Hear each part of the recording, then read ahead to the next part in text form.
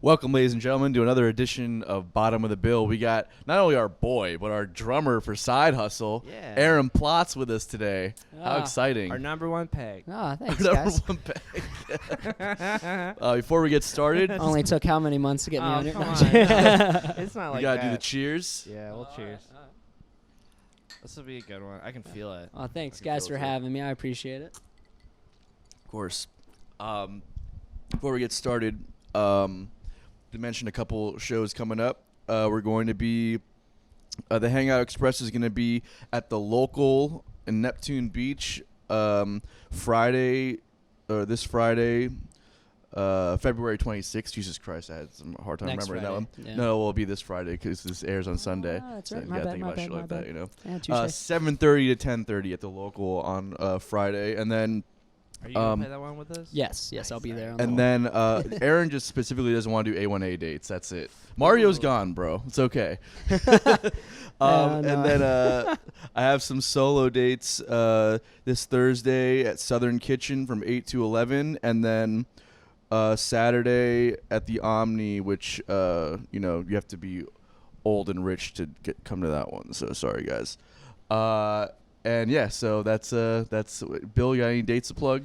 No, not yet. I just got in contact with Dave from Greenhouse Lounge, and they want to put some stuff together. So it's in the works, Nice. but we'll see what happens. Aaron, what you got? Fantastic. Yeah, I got a Saturday coming up. Well, actually, it would be. Oh, never mind. No, because it would have already passed at this point. Oh, this okay. Yeah, Yeah. so- How'd the gig go? Which one? The one on Saturday. The one on Saturday. Oh man, it went great. You know, it was it's a duo gig with Kalani Rose, a fellow artist and musician here in town, and it's at Brewhound Dog Park down at the beaches, which is a really cool place. I suggest that people check it out. I still haven't been there yet. Oh, it's fun, man. The owners are great. Dogs have a good time, and they sell beer and mimosas. And That's all that really matters. The dogs have a good time. oh right? man, it's awesome. So it is a good time. I wish I Cool. was a dog. Actually, speaking of, What? we got to talk about your haircut real quick. Why? What do you mean? It's terrible. It's not terrible. I'll get a refund on that. You can't get a refund on a hair. Get your hair back. Yeah. Yeah, it's terrible. It's For those who aren't watching, it looks like Ellen DeGeneres Oh, and God. David Spade had a baby, Okay, cool. and they I've heard shaved those the before. head. Yeah. Nice. Thank you. Nice imagery. You shaved a baby's head? Yeah. Is that what you're trying to say? Yeah. I look like a shaved baby. Yep. It's a good band name. I'm gonna write that down. Shaved baby. That's Shaved a good baby. one. That's not You're bad. welcome. Yeah. He cut it this way, and it took so long. I was just like, I just don't want to be here anymore, and so I left. Where'd you get a cut at? At Wolf and Tonic, actually, and they were really nice, and I really liked them a lot. I'm not saying anything They bad did about a bang-up job on your Okay, hair. look, It's in San Marco, right? I don't have a good head, is what it is. That's also true, yeah. And then he was like, "Well, we got to leave a little bit up top here because it's because you're balding." And I'm like, "I'm not balding." And then I'm like, "Oh man, maybe I am balding." So this could be really interesting next couple of years for me. Yeah. Maybe we'll get you a wig or something. My Just dad, wear a hat. Just wear a hat, yeah. My dad wore a wig for like 20 years. Oh, really? Yeah, he did. And we would be driving around, and he would just have a fork in his center console that he would just do this with, and just. Oh it my was God. So gross. Jesus. Yeah. All right. Well, I like my hair. When's the last time you got a haircut, Tony? back in December.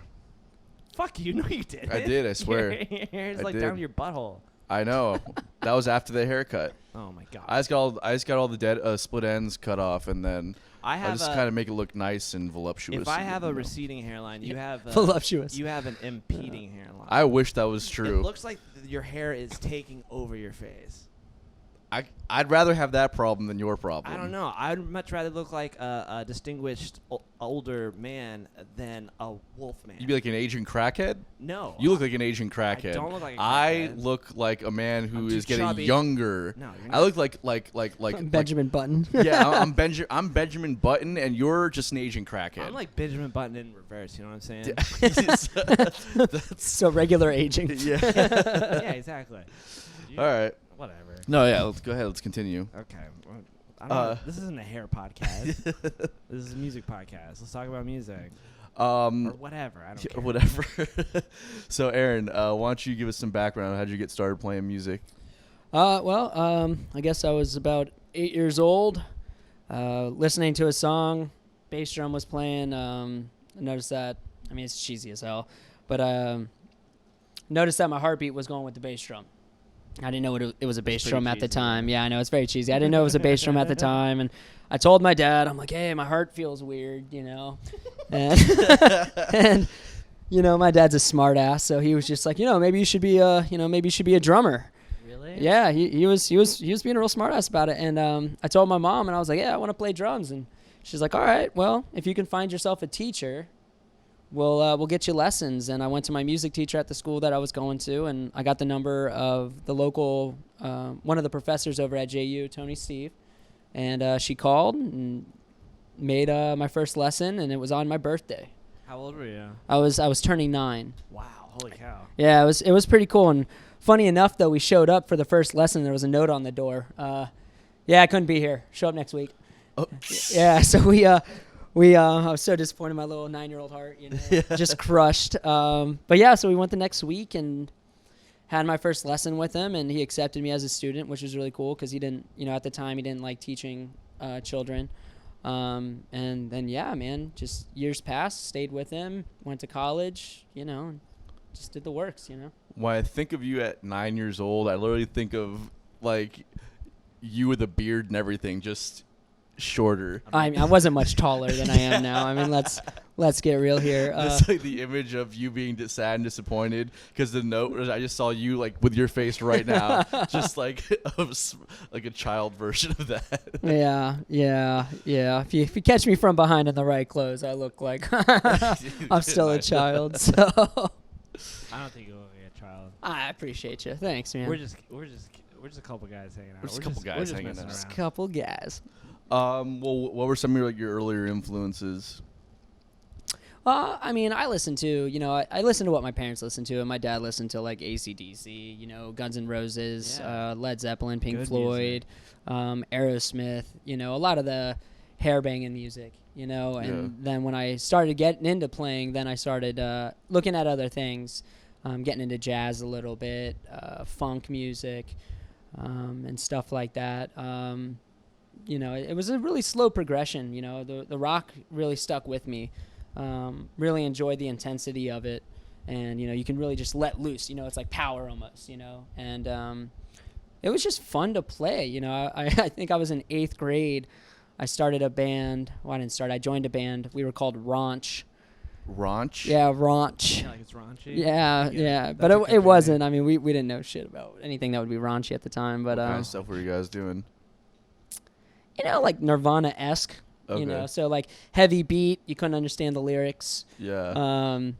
Distorted guitar. Just distorted guitar, just just like really heavy 8th note and 16th note pulses and stuff like that, but it was fun. We did a show at the Pit, which was hilarious. Try describing people what the Pit was, and it's just impossible. It was. I mean, it's pretty self-explanatory. It was so dumb.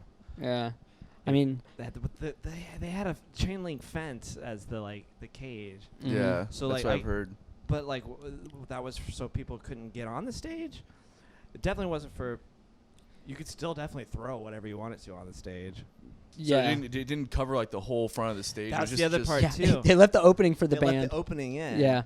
It was almost like a Chuck E. Cheese throw a ball yeah, at see a. if you can make it in. Yeah, type yeah, shit. yeah, exactly. Yeah. Kind of ridiculous. That but sounds it terrible. It made good stage presence for if you wanted to scream on stage while also being on a fence. Yeah. It's something you can't really. I think it was like an old gas station, wasn't it? It was Yeah. like an old gas station or like a convenience Must have store. I been think tiny. that they can. I mean, it wasn't very big, No, it but was I pretty think they small. converted. But yeah, we just got into 9th grade, and promoted the hell out of it at school. We had a lot of people show up, and I went to Bishop Kenny, which is sort of a little bit of a a nicer school, I guess. Hoity-toity. Hoity-toity a little bit. Great school, great education. But yeah, like parents were showing up. Like, I mean, cars full of, kids and stuff, and they roll down their windows, they look out, and they just fucking speed off as quickly as possible. Not coming here. Yeah, yeah. It was fun, though. We had a good time. I remember the Pet. I went to a couple shows at the Pet. That's what I always say. You'd go to a show and the lead singer would be like, "How high can I climb on this fence?" And it was all just like a competition. Where was it at? It was like at the beach? It's on Beach Boulevard right before you go over the ditch. Oh, okay. I don't know what it is now. I think last time I saw it was like a Christmas tree farm. Okay. Just year round. I don't Christmas even tree remember farm. where. I mean, I know it was on beach, but I forget exactly what street it was. It was before San Pablo. I know It was. that. It was right in before bet- San in between Pablo? Hodges and San Pablo, and I just, yeah. Yeah.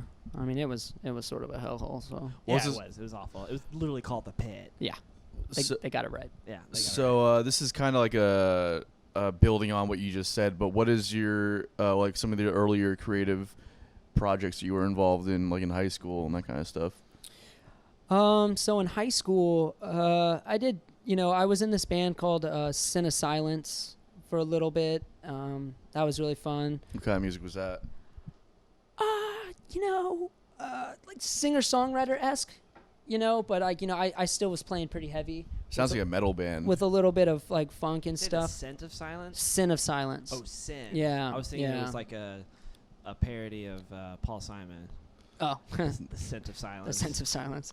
But it was fun, man. It was a collection of people. So our lead guitarist was from DA, and then our lead singer, the bass player, and I, we were all from Bishop Kenny. So we all sort of just like linked up, started playing together. We did a few little shows. We recorded like an EP. I guess our bass player's dad knew a guy who owned a recording studio in Georgia, so we went and did that. It was fun, but honestly, throughout high school, I started performing over at JU. So my sophomore year of high school, I was going over to JU. I was doing the percussion ensemble. I got into the jazz, one of the jazz groups, like the lower beginning jazz group, because they needed a drummer. I was doing the orchestra and the wind ensemble, and they actually got me a part-time job drumming for the dance classes over there too, as well, which was pretty cool. For like ballet? No, contemporary. Oh, okay. Yeah, so they did contemporary dance, and I would just play djembe, and they had a live piano player. Oh, nice. A guy named Mike Murphy. Great guy, very talented. But yeah, we just had fun. We'd mess around with the dancers. You know what I mean? It's like, how well can you keep time? Yeah. But we got in trouble all the time. We get yelled at all the time. But it was fun. But yeah, most of my time was spent doing a lot of classical work.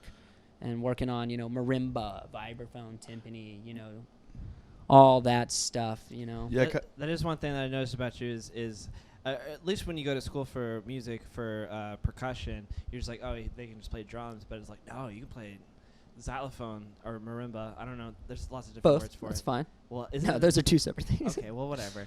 But at the same time, different words for one instrument. Okay, but also Read a book. I guess that semester of classical music at UNF did real well for you. feel really. I don't. I'm gonna stay here, but I just feel really.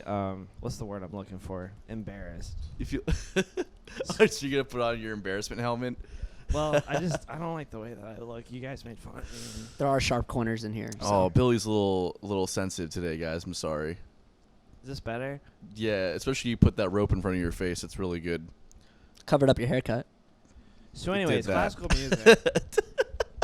But I thought that was the coolest thing ever when they would have the percussion orchestra. Yeah, percussion ensemble. Yeah, Mhm. ensemble. Yeah, exactly. Hold on, real quick though. For No, those who no, can't no, see, it's still my turn. Billy's got a stars Oh yeah. and basically an American flag helmet on. So It's the helmet from Easy Rider. Everybody knows that. okay, I don't know You never that. seen Easy Rider? Never saw Easy Rider. Okay, you're real cool. Anyways, but that's what I thought was so crazy. I never seen somebody do xylophone Marimba. marimba. Yeah. With 4 mallets. Yeah. Can you do that? Yeah. God, Yeah. that's ridiculous to me. Yeah, it's fun, man. You sort of have to separate your brain. I mean, essentially you're breaking your hand into 2 sections. Yeah. But yeah, I mean, it's a task, but once you get it down, it's really fun because then you can do chordal stuff and you can self-accompaniment if you get really good, Yeah. and stuff like that. What drew you towards wanting to do, like, from playing drums and taking lessons playing drums? What drew you to the classical percussion side of things? Well, I guess I'd have to attribute that to my first teacher, Tony Steve. Amazing marimbist. I mean, he's a all-around amazing percussionist. I mean, he's done tons of shows, traveled. You know, I think at one point he was like one of the top 50 marimbists in the world, or some ridiculous thing. I mean, this man's sight reading abilities was out of control. He would assign me a piece. And he's like, all right, Aaron, you know, here's a piece. You know, this is going to take you about 6 months to learn. I haven't played it in 30 years, you know, or 20 years, whatever. And he's like, yeah, here's what it sounds like. And he would just sight read it. And he'd miss maybe 2 notes. Wow. Yeah. But yeah, it was just interesting because, you know, going from playing drums and then seeing a percussive instrument that was melodic just really sparked my interest. And it was really cool because then you could have, you know, it's like a different voice, you know, that you could have and express yourself through with the same opinions, but because you had a different voice, it gave you different ideas, you know. And then, you know, just seeing him, you know, he would invite me. He was really supportive on it, and but he would invite me to musicals that he was doing, you know. So we would go to the Alhambra, we'd go to the Florida Times Union, and he would let me sit in the pit with him, you know, and I would see him doing this stuff. That's a pretty cool experience. Yeah, and seeing the opportunities that you have, you know, being a drummer is great, and excuse me, beard hair in my mouth. It happens, man. Struggle's real. I think Aaron's getting that shame helmet soon. Yeah, you know. This isn't a shame helmet. It's just it looks really cool. Get you some stickers, you know. Yeah. But yeah, you know, being a drummer, it's, you know, a drum set player, you know, I mean, it takes a lot of skill, and you know, there's a lot of cats out there who are just phenomenal, you know, and the competition levels, you know, much higher because, you know, not a lot of people, you know, are diversified in percussion. And, you know, I always like to try to be more well-rounded. You know, I shouldn't say, you know, well-rounded as much as just being able to do more things and have more opportunities. I never wanted to limit myself, you know, and learning how to play steel pan. That was cool, you know, and every new instrument that I learned, you know, I had to learn about a new culture, which was very fascinating because you learn about, you know, different types of philosophies, you know, how people live in different countries. Did you see the episode that we had with Melody Trucks? No. What's the name of the not Balinese? I can't remember the name of the place. It's out in Indonesia, and they have a percussion orchestra. Gamelan. Indonesian gamelan. She went out there for that. And studied for 6 months or something with that's that. dope. Like that. But I remember you were telling me about that, and I was just like, what do you mean? That shit's insane, no, I too. know. The shit that It they're is. playing without reading music or anything. Yeah. It's like she was showing us videos, and I was just like, I can't even comprehend what's going on right now. But Yeah. as far as you know, learning a new instrument and then being like, okay, well, the backstory of it or the history of it, yeah, that's awesome that you do that. Yeah, no, Indonesian gamelan in particular, man, it's very intense. Those instruments to them are religious instruments. Yeah. You have to bow to them They're so before you old. play them. Yeah. You can't walk over them. You know, you have to treat them with respect because they're heavenly instruments, which is pretty intense. Now, is it like that for most percussion instruments that are coming from? I guess most percussion instruments come from other places, but I mean, is it like that with most percussion instruments, or just specifically like that area of the world? Yeah, you know, it sort of depends on, you know, the culture and the religion, you know, because some instruments are designated as, I always get these two confused, but I guess non-secular instruments, right? That's religious, non-secular, Yeah. and then secular is, Yeah. but yeah, so it really depends, you know, if, you know, and in that culture, you know, life's a circle. So a lot of the stuff that they play is cyclical. You know, so everyone has a part that they play that is a finite set of beats, and it's odd beats, even beats, and over time the development essentially comes back to the beginning. Right, lines back up. Yeah, which is really cool. So It's a very Eastern way Yeah. of thinking about things. Yeah. yeah, Which one are we? We're Western. Yeah. yeah, Okay. yeah. That was interesting. When I was in church, there was when I was a kid growing up, there was these people that were super super religious Christian, and they wouldn't let their kids listen to music with drums in it, because somewhere in the Bible it says that drums are the devil. Yes. Is that? Do you know about that? Yeah, I do. Yeah. Actually, timpani. That's a Western thing. Yeah, yeah. Even though So it started way back east. yeah, it really did. But where the timpani derived from, I hope I'm getting this right. I don't want to misrepresent, but timpani in like their earlier forms were considered the devil's instrument Right. Yeah. because of the low frequency that it emitted. it's too And low. and a lot of people actually used them as intimidation factors in war. Yeah, I could see that. Yeah. Oh yeah, can you both see that at the Yeah. same I'm, time? I'm just like Yeah. I'm trying to put it together. I'm like, what was it about drums that they thought was evil? And I think it has to do with that, and then has to do with the fact that there's no melody with it technically. Yeah. So maybe that sounds. Well, that, and if you think about like a lot of the different cultures, but if you essentially look at Anglo cultures, Yeah. a lot of the other cultures, like that sort of, I guess, like, I don't want to say develop faster, but like they really prided string instruments, Yeah. because they're prettier, you can create pretty melodies, and there was more versatility to them, so when they encountered something that was a low frequency that really was just, it was an intimidation factor. So to them, they're faced, they consider themselves civilized, and then they're going out and trying to conquer these primitive cultures, and the primitive cultures had these drums. So For those just listening, he's using air quotes in the primitive, so don't attack us. yeah, but again, it's, back in the mindset of those people, Yeah, not yeah, of our course. mindset, obviously. Yeah, Preface that for anyone who's gonna, cyber warriors out there, Yeah. Piano's percussion too, technically. Yeah, I think now it's its own category, isn't it? Yeah, I feel like it should be, because there are strings involved, Mm-hmm. but you do hit it. It is hit, but there's Right. also now with electronic. Then what's guitar though? But guitar was also a percussive instrument Because at you're first. hitting it, right? Yeah, But there's but- strings as well. yeah, but it's like, but also now, like with your piano, with your keyboard over here, there's no hammer on there, and there's I no know. strings either. So what's that? I Right. think it's drums. I mean, you're still striking the keys. I Yeah. mean, You are striking the arguably, keys. I Or mean, percussion. I mean, not yeah, drums. depending on, I guess, how you play it. So but strings were more like what, like bowed instruments, like Yeah. violins and Yeah. yeah, cellos and that kind of thing. yeah. I learned that in 4th grade. Nice. I didn't learn any of that ever. So, what were we talking about before? I don't know. I'll do. You're bringing up Devil's Drum, and we Yeah, were talking, Devil's Drums and I probably, everything like that. anything you guys hear, just Google. If I'm wrong, just correct me. It We're doesn't hurt talking my about feelings. what was it? The holy, not in Fiji, but it's in Indonesia. Indonesian gamelan. Yeah. And you the- were saying that you were. I'm pretty sure Fiji's over there. But, don't ask me. I didn't do good in geography. You were talking about how you were learning about different instruments, and then you would look up the backstory, and I think that's awesome, because it's like, yeah, you like, if you really want to learn about something, like, you learn about the whole thing, like how it started and everything like that. So, Yeah. do you know much about the history of like the I guess standard drum set, like how that started?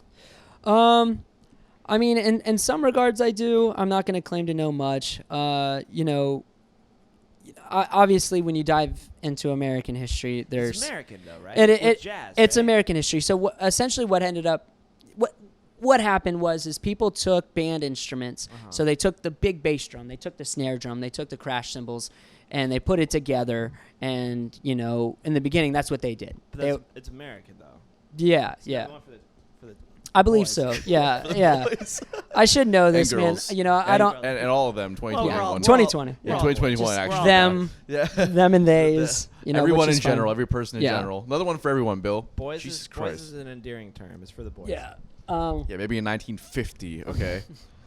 Well, whatever. We're all equal. These colors don't run, bud. I don't know what to tell you.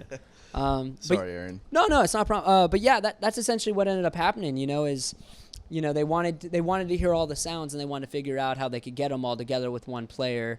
Yeah, why'd that take so long? You know what I mean? It just seems so obvious.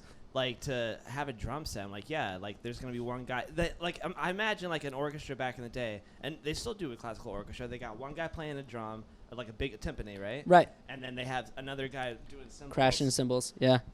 Yeah, just put it all together, you know what I mean? Well, there's a lot of subtle nuances with all those instruments, and it does take a lot of time and a lot of skill to learn how to manipulate those instruments properly, because it's the same thing with classical pieces. You have to look into the history of it, because what's written on the music doesn't always indicate exactly how it's supposed to sound. So you have to do your own history on like what type of drum did they use, what type of mallet did they use, you know, where were they hitting on the drum to get the sound that the composer wanted at that time. We talked about that with John Ward last week because it was very much like he did a little bit of classical stuff also, and it was very much like the difference between like jazz and the interpretation versus, you know, like what's actually happening in the moment, which is like what classical music was more about. Yeah, classical music's about reading and accuracy for sure. Like, I mean, you're not getting it right, and getting it right. Yeah, you know, and with classical music, you know, you have to be 90, like at least 97 and above. You can't be anywhere below that, because if you are, you're not really that good of a classical musician, you know, and it makes it a little challenging. Classical music's pretty cutthroat, man. Like, it's very cutthroat, actually. There's got to be, though, like, the best timpani player out there, right? Yeah. Okay, so that also means there's got to be the best, like... cymbal player. Cymbal player. Yeah. Exactly what I'm going to. Yeah. I'm just thinking, like, why is that a thing still? Well, I mean... Well, luckily, you know, I think it's a great thing that that's still there, because it means there's still an audience that enjoys classical music. Sure. And, you know, the authenticity of it all, you know, and there's a lot of things you got to put into it. I mean, you know, crashing cymbals, you know, as easy as people think it is, you know, you just push these two things together. But if you do it wrong, you get an air pocket, you know, and then you don't hear a cymbal crash. You hear more of like a, you know, and it's like this like weak ass sound, and you just hear like air being released versus this nice triumphant, you know, crash, you know, and same thing with timpani. You know, if you're hitting in the wrong spot, you're going to get a dud sound. You're not going to get a nice tone, you know, snare drum as well. You know, I mean, all these instruments, I mean, even a triangle, you can hit a triangle wrong all day, man, you know, and people really underestimate, you know, percussion instruments. You know, I mean, it's funny, like doing gigs, you know, like doing like these like duo gigs and stuff like that. You know, Kalani would give people shakers. It's called a shaker. Yeah. You think, okay, I shake it. Watching people struggle to shake something is like probably one of the funniest things I've ever seen. Right, but it's not as easy as people think. We were trying to do a triplet on a shaker. Yeah. That's like impossible. But he can get it. Yeah. He can do triplets on shakers if you're... Thank you. My one accomplishment in my life. No, I thought it was... like you said, I was being... what's the word that I am all the time? Facetious? Ignorant. Ignorant. I was being ignorant about... Facetious also, though. Yeah, he is that. Mostly ignorant. And so when you were talking about... when I was talking about, like, is there, like, the best crash cymbal player out there? There probably is, and I'm probably being ignorant about it. But for sure, like, just like a drum kit, is that what you call it? If you're playing drums, you're a percussionist, or you're a drummer. You're a drummer. Right? Yeah, you're a drum set player. I mean, and drum set's like no easy feat. No. I mean, like, you know, I think it's one of the hardest things in the world. It's pretty hard. I mean, especially if you can get independence between all four limbs. I haven't reached that spot yet, you know, and there's a lot of things I can work on, but you know, there's a lot of heavy hitting cats out here who, you know, really, I mean, I'm going to say master it, but of course they won't acknowledge that, because, you know, any real musician, any real educated person on a topic's always going to admit that there's more to learn. You know? Yeah, well, of course. There's always more growth that you can always do, but especially because a lot of them are emulating their heroes who kind of started, like, you know, the older, like kind of the first generation or first wave of like monster drummers that were taking shit to new levels and innovating in different ways. So it's like I had one of my dad's friends came over one day when I was much younger. I was sitting there like shredding on guitar, like shredding Jimmy Page licks, right? And like doing it better than Jimmy Page. And I was like, "You're better than Jimmy Page." He was like, "No, I'm not." And I was like, "How can you not be?" He was like, "Because I didn't think of this shit. Right. I'm just doing what he did." Yeah. You know, so it's like you think about shit like that. It's like, yeah, maybe you've gotten to a point where physically you're capable of doing maybe more than your heroes, but the only reason why you are is because they existed first. Right. But I wonder who like the first drummer was. Who was the first guy that or girl or them 2021 that was just like I was like, yeah, I'm gonna put all this stuff together, and then figured out, and like I should know that. And then there's got to be the history of a foot pedal apparatus. Foot pedal, yep. And the whole hi-hat system. Yep. Yep. I should know that. I Let us do know, not, Aaron. So. No, it's not even that. No. I'm just. Yeah, no, I can totally. Yeah, so The evolution of so drums is So weird. The we got, first we got- drummer yeah, was, first drummer. We're gonna tap our smartphones real quick and just we're musicians. We know these things. You know, there's a lot of information out there that obviously I'm unaware of, but But drums is a weird one, is all I'm trying to say. Like, the piano was basically invented, like, back in the 18th century, and Mozart made it, like, more popular. Harpsichord was a huge thing, and then it just evolved into that. right. But somebody had to come up with that idea, and they were a genius. As far as drums go, though, it's like you said, it was just like, we have every single individual thing. I'm going to play them all at once. Yeah. And I want to know who that person was. Yeah, no, we know that's what you want to know. We don't know Yeah. the answer. He doesn't know the answer. I to that. unfortunately I should know. I'm probably I should be a little embarrassed about myself, but back to the whole like Jimmy Page thing, Yeah. and every musician anymore, there is no more originality. Everything is stolen. I mean, like, everyone steals from somebody else and then just Oh, develops Bill. it and turns it and You should probably leave it on, bud.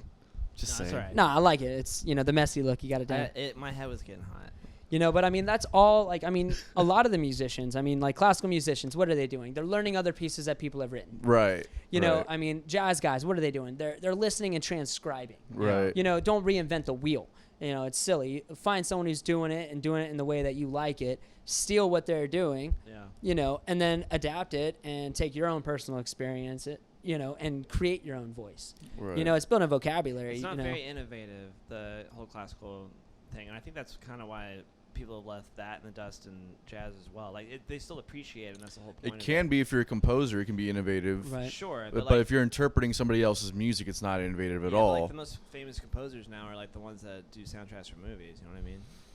Well, yeah. Well, it's just developed and grown with the centuries. I mean, like, Yeah, it has a different purpose now. Yeah, classical music is one of those things. It's about history.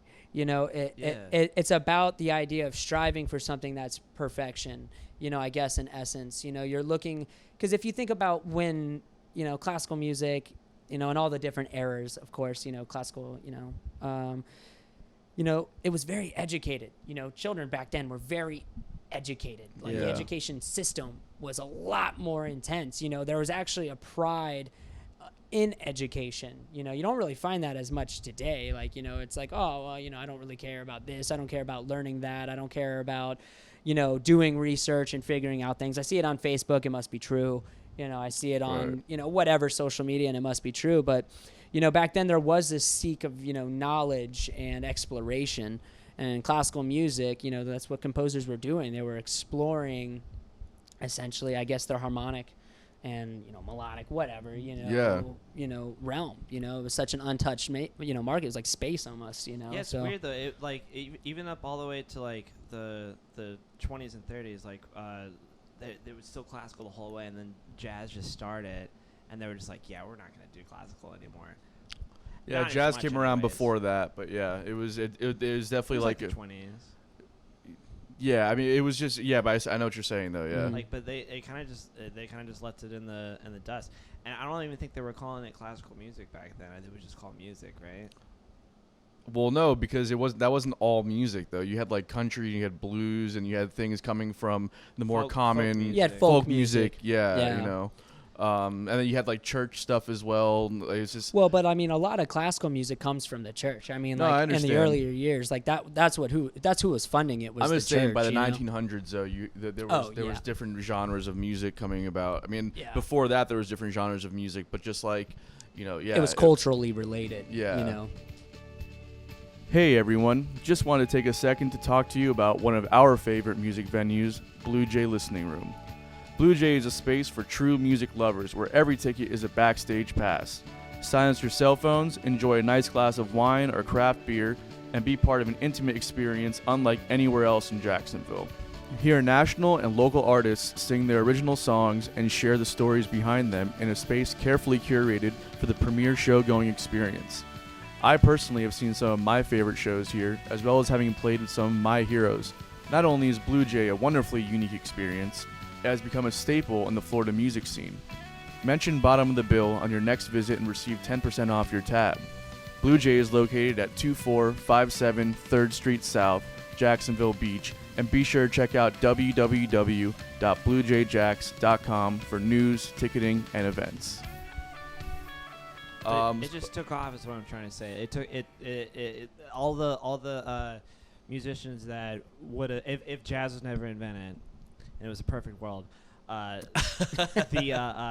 the jazz musicians would have just kept on making classical music, right?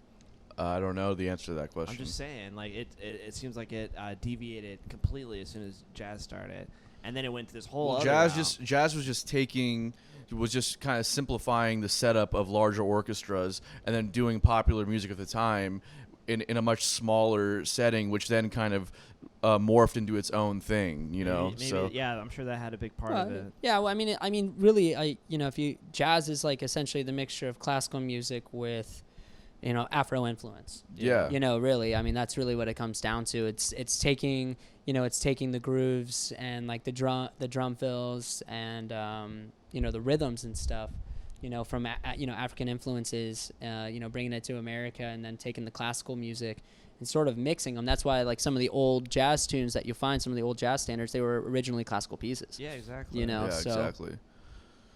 Yeah, Anyways. but then you also have like a lot of like indigenous music that was coming around way before the 1900s and all that. So there's a lot of different stuff going on, but it wasn't just classical music. Right. It was just there's a lot of stuff coming up. But I do want to ask you about with your experience in the classical music world, because you're the first person on the show that really kind of went that route. Mm-hmm. What experiences or more like opportunities did that afford you, like different kind of gigs and stuff that you were able to get because of that background? Yeah. So I mean, in college, a lot of guys from college that I went to and stuff, they all did similar things. Like, you get to play musicals, which is really fun to be a part of.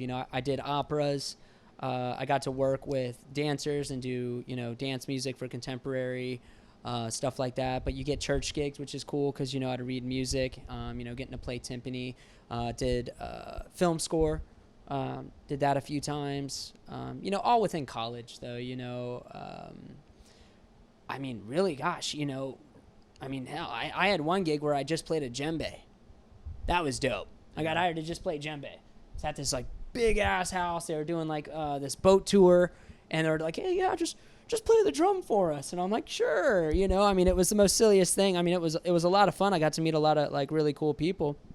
But, playing classically, I think the one big thing that I really got from it, and the one thing I really loved the most, was the fact that I got to interact with people from numerous and not just different backgrounds. Yeah.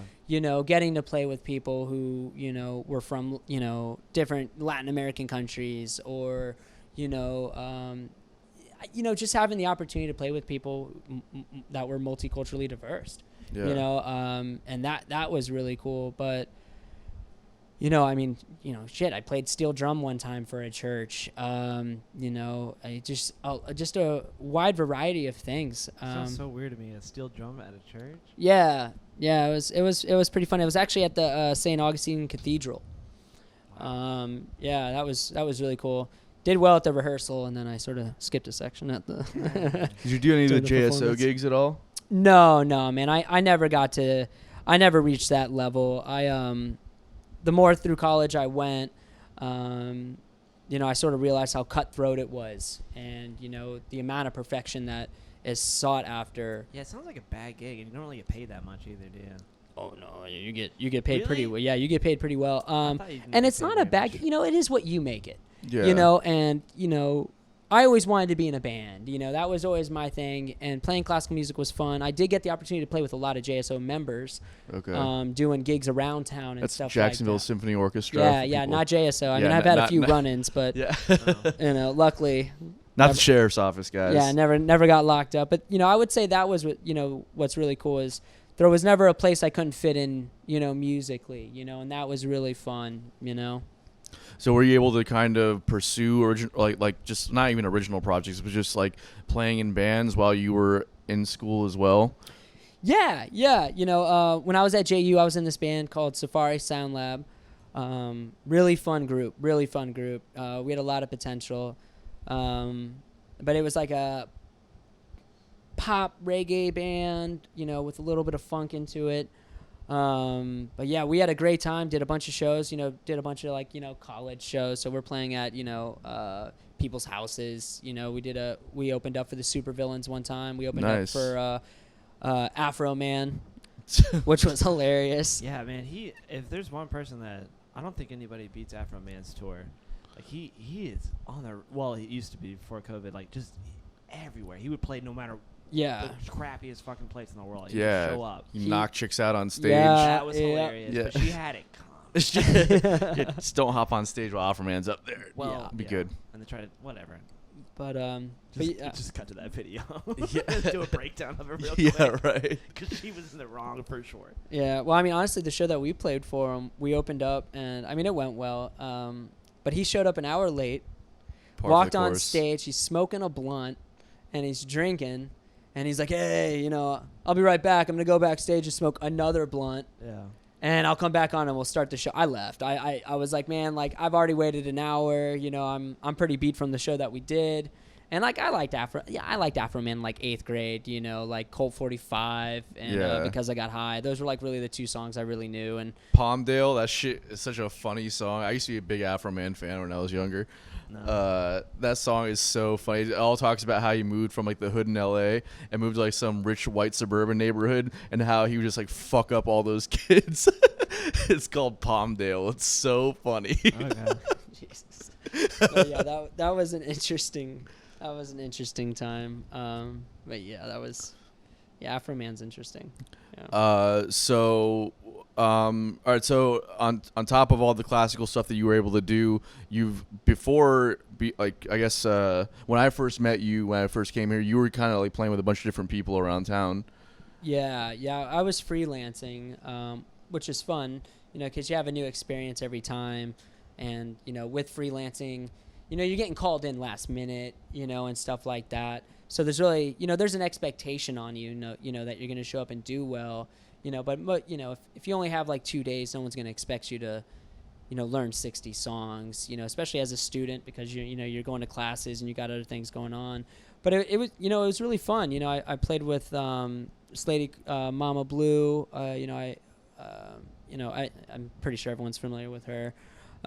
Played with this guy, Joe Watt, amazing piano player, singer, and I believe he plays, want to say trombone.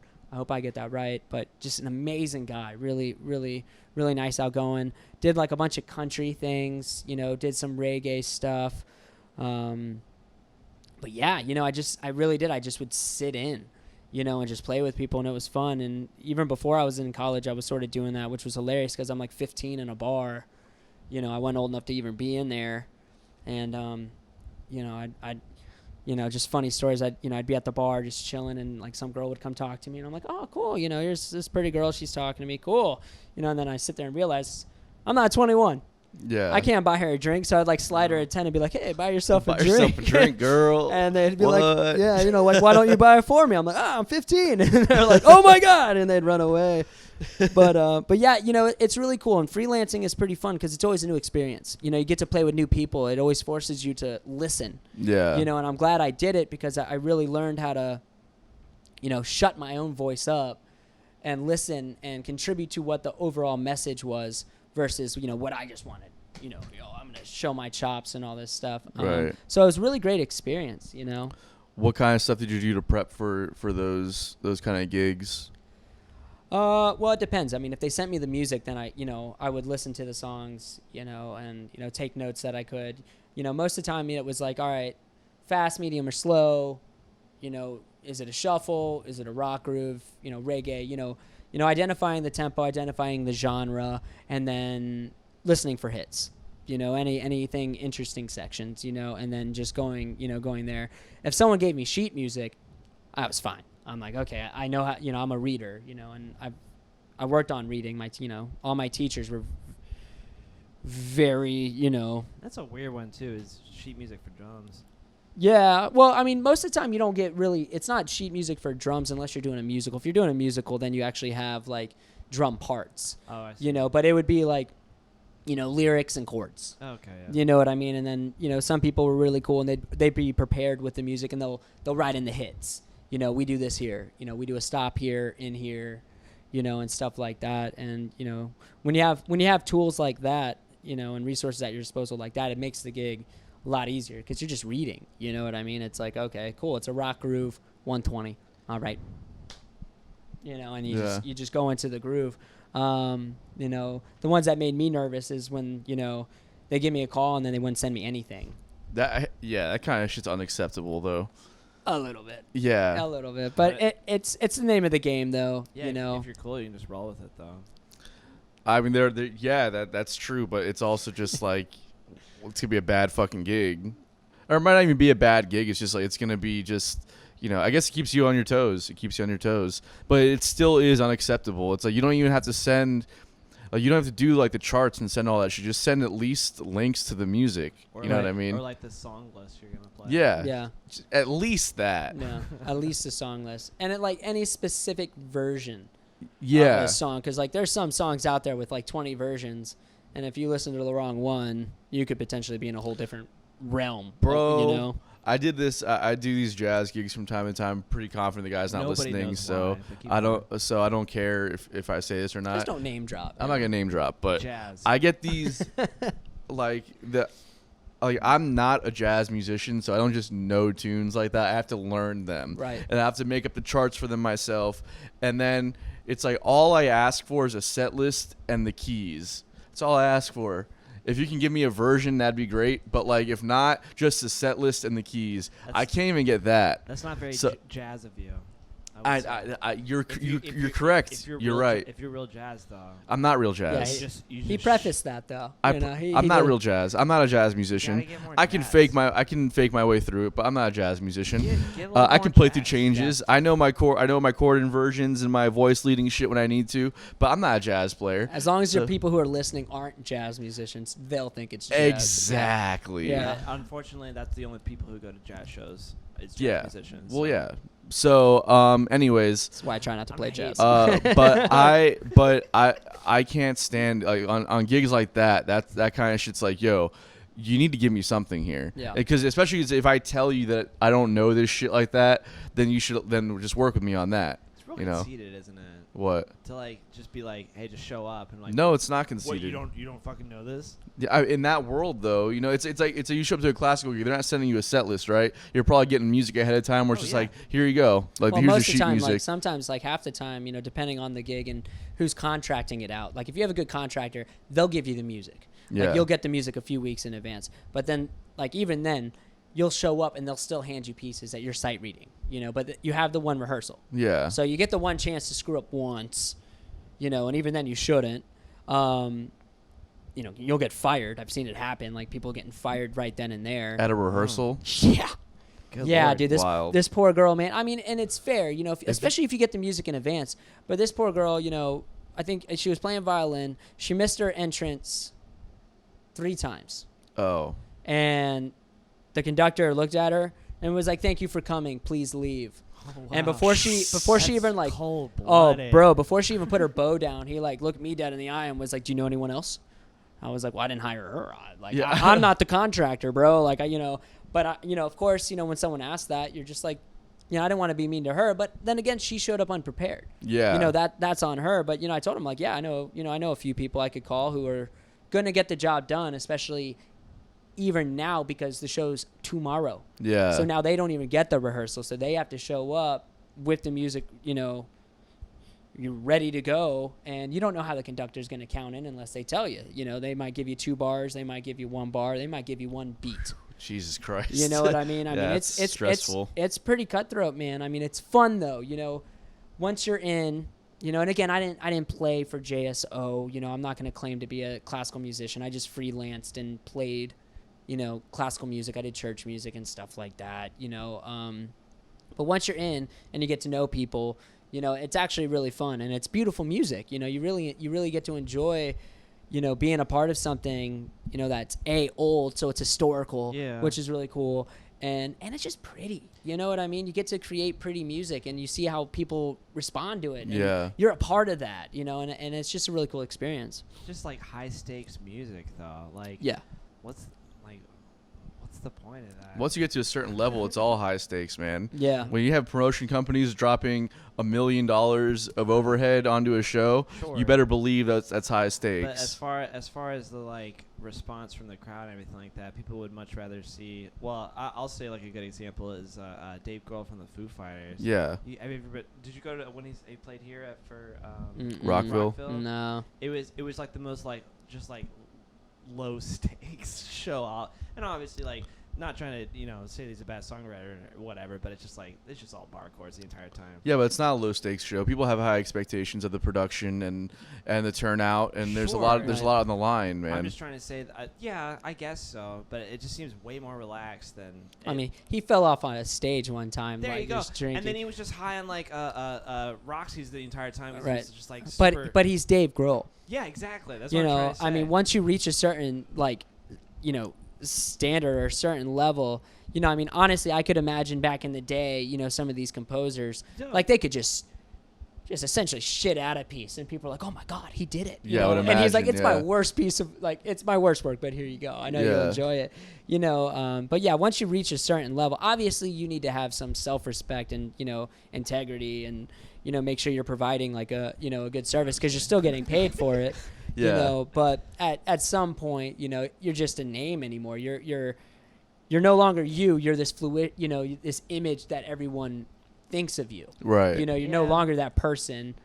Yeah. You're the enigma now. Yeah, the enigma. Thank you. That's the word I was looking for. Yeah. I suppose so. I'm just a big supporter of music's supposed to be fun. Yeah. Yeah. It's supposed to be fun. It's really fun when it all sounds really good and everyone has a great time and everyone makes their nut at the end of the day. Well, see, that's the best. Those are the Right. best times. Classical I'm music's so- great if you're prepared. That's Yeah. still high stakes, though. You know. I'm just trying to say, like, it should just be fun. Yeah, it's fun when you're jamming in a garage and there's no stakes at all. Yeah. When there's a crowd there, you're selling tickets. There's always stakes. You gotta move tickets, kid. You gotta Even move look- tickets. Even look That's where bands actually make their money. That's where bands It's actually not make CD their money. sales. It's not Spotify or Like, Pandora. It's Yeah. merch and tickets. Yep. Grateful Dead or something like that. Where Yeah. it's just all about just having fun the entire time. Yeah, but Yeah. but there were still stakes in those shows. Yeah, there are. They didn't give a fuck about the stakes 'cause they were high on heroin half the time. Well, But Well, I when your mean- audience is high up, too, it makes it a little bit easier. That's all I'm trying to say. I like the what's the word, mission or trying very hard to reach perfection. Mm-hmm. Always like the top athletes and everything like that. Like Right. it's always just amazing to see. But it's just hilarious also to see like Happy Gilmore like hit a fucking Yeah. Just smash one. smash Yeah. a drive and I don't know. There's something in that too. So that's why I kind of got away from trying to do that because I was super classical too. Like really like Right. that's what I wanted to do, and I was learning like Franz Liszt and Chopin and like all the hard ones. Name dropping, huh? No, yeah, big time. But it was just like I don't know what to say. At some point, it's fun trying to get to that, and like you said, like getting to it and then like succeeding at it. That's amazing feeling. But I don't know. There's something better.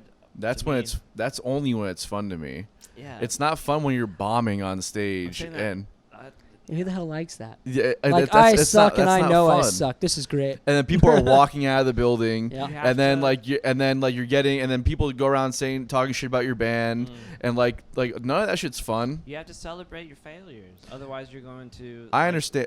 Just be in a rut your entire time. I understand. I'm just saying that is it not the most fun? Philosophy, I suppose. Yeah, because at the end of the day, it's like when you're failing on stage, it now becomes about faking it so you can get through the gig, right? It's like we're gonna pretend like we're not doing this right now, but this is happening, Right. And then, but when you have like the best shows of the night, or never when you use flub and you just had a good time.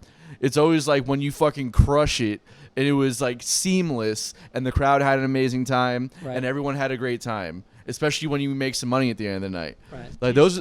Well, but You're also, telling me that's not the case, though. I mean, but also, I mean, like I can argue against. I mean, because we've seen some really shitty bands, Yeah.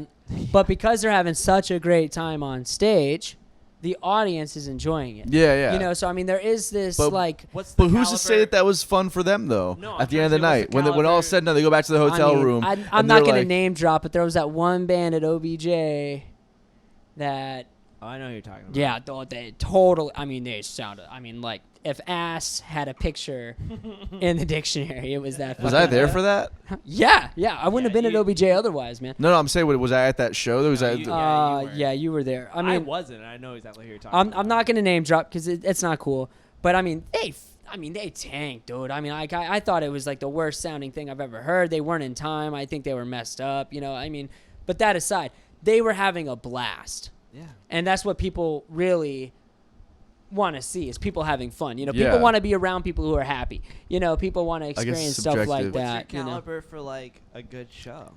If My it just caliber? goes perfectly. I guess and then what's your yeah. what's your perfect show then? Perfect show is when you Is can is at it least. attainable? Let's Well, no, you can get at least like 80% of what you've practiced down like accurately. At 80? 80 would be phenomenal. That's a B minus. I know that's And in that's music, what I'm- that's an F. yeah. And Classical anyways. Classical music. if you can get at least 80% of what you practice down and do it effectively, and then while still having a good time, and people are there and they're having a good time, that to me is like it's hard to beat that feeling. If you can get above 80%, then that's even better. Yeah. But like it's expected to have a few flubs when you're playing live. The best bands in the world, at least in our scene, don't do better than 90% most of the time, Right. or an 85%. You know what I mean? Right. But it's like, to me, it's like I just want to sound good. I want to feel like I'm playing well, Right. and I want people to feed off that energy. You know? Well, it's like the difference between self-validation and then crowd validation. Yeah, exactly. You know yeah. what I mean? There's Like the 'cause, balance like, of the two. Because like I know for us too, we've had shows that we thought we sounded like crap, Yeah. but then audience members were like, "Whoa!" Yeah. You know, and they're like so intent on, you know, just like really enjoyed the show. That's what I'm trying to say. You know, and Yeah. well, it just depends. You know, and exactly, it's just you know about how you look at it. Really, Is that fun for you at the end of the night when you feel like you didn't perform the way that you wanted to perform? It doesn't matter what they tell you. Right. You feel like you didn't perform to your expectation. Is that still fun for you at the end of the night? yeah, but perfection's unobtainable. Yeah, so I mean, if exactly. you're holding yourself to I'm- that, you know, I 80%. that's Crush it pretty low though. always. You don't crush it I always. have the same. When you outlook know on the exactly what show. you're gonna play, you crush it always. Not But true. when you improvise, you crush it like I don't know. What do you give him, Bill? 20% of the time. I'm Bill. I was I'm not Bill. Aaron. Sorry, I'm so used to fucking talking to I mean, Bill. I know about my shit. haircut's not the greatest. What But do you damn. get? What do you give him, Aaron? You give him Mine's not 20%, 30% of the time. I mean, Billy's pretty accurate. Thank I mean, I'm I joking. will. I I'm gonna fail- bust I your balls. fail a lot. I am gonna bust your balls a little bit. Yeah. though. Me- on me. Yeah. Go ahead. The one thing that I would say Ahead of the is beat. ahead of the beat, Yeah, I dude. God You push damn, bro. so He doesn't fucking push, he hard, pulls. man. Yeah, He's you, fucking yanking that. She's like, hey, guys, I know the song's at like 110. We're Yeah. going to go to 150. You're just going to follow along, and we're Here's- fucked. Here's what I have to say about that. Speed up. Speed. Get to my level. I'm just thinking. Basically, I'm B- thinking Billy faster just than Billy you. Billy just lives like his heart rate just stays like if do a you normal think I'm at person right now? took My- like 90 milligrams of Adderall, that's where Billy lives. My He girlfriend- wakes up at fucking one. I was gonna say 30 you're probably at BPMs. like 132. No, I'm actually at a healthy 86 right now. Really, Yeah. Well, I think it's because That thing's malfunctioning. and you're probably drinking. That probably helps as well, right? I'm not probably. You're drinking. definitely I'm drinking. definitely drinking. Um, But I don't. I never go up on stage and I'm just like, oh man, I'm gonna feel nervous and get in my own head. no, about that it. happens to me all the time. I'm not. It's about having fun. Talk look about- at. talk about I what's wrong fucking. with him now. I fucking. Look at. I'll admit right now. I fucking whiff it. Yeah, and Like it's because you're 80% of the time. It's because you're trying to obtain perfection. Yeah, because I get in my own head. And I'm trying. I'm not to saying- be up there to have fun, and I'm having so much fun. Yeah. That I want. I get so energetic. That's not what it is all That's the time. exactly what it Last is. couple shows, sometimes I feel like I look over and I'm like, I can feel, it's like I'm trying to be chill and your nervousness is rubbing Yeah. off on me. The Jackrabbit show for sure. I was very nervous. What was the show we did before that? I crushed that show. I Yeah, don't you give did. a You shit. sounded good, yeah. I we did eventually okay. did. I shouldn't say crush. I did okay. Yeah, it was a wasn't good perfect, show. but I had fun. Where We we had a good play time. back in February at 1904. 1904. With who? What are you talking about? In February, who did you play Chuck. with? Oh, Chuck. Yeah, Chuck Chuck. McGinn. Okay. At that show too, I felt the nerves off you because I was chill. I was like, "Yo, we're gonna have a good show tonight." And like Billy starts going. I was like, "This song is way too fast." And we started playing, and I'm like, I could just feel like you Yeah. were a bundle of nerves. Yeah, I don't remember what my deal was that night. So Yeah, It's something okay. going on, but it happens. I mean, it happens to me Yeah. all the time. I'm just saying, that you're not always up there having fun. That's why you're playing fast because you're just so excited. Sometimes you're nervous as well. I'm not the only one that gets in my head about shows, right? Yeah. I think you are. Yeah. Just the only one who whiffs at 80% of the time. Whiffs, the riff. You know what Sean's Riff whiffer, I Sean knew that Sean's got down to a science because Sean shows no emotion on stage ever. So even when he's having a bad night, you can't even You tell. can't tell. No. And his energy just stays exactly. You can't feel if he's like mad or sad or happy or whatever. No. His energy just stays right where it's at. Yeah, So it's like I won't know till the next day that he had a bad night. He'll be like, yeah, I flubbed all over the place last night. I was like, bro, you sounded fine to me. Maybe Didn't just know. had no idea. No Have you idea. ever been on a riding lawnmower before? Yeah. You got rabbit speed and turtle speed. He's turtle speed all the He's way. turtle speed. There's a saying when he used to play with Herta Watts. It was like a fish has something, a specific saying about. I forget what it is. I'm not a fish guy, but like Sean's like Sean side, yawn side.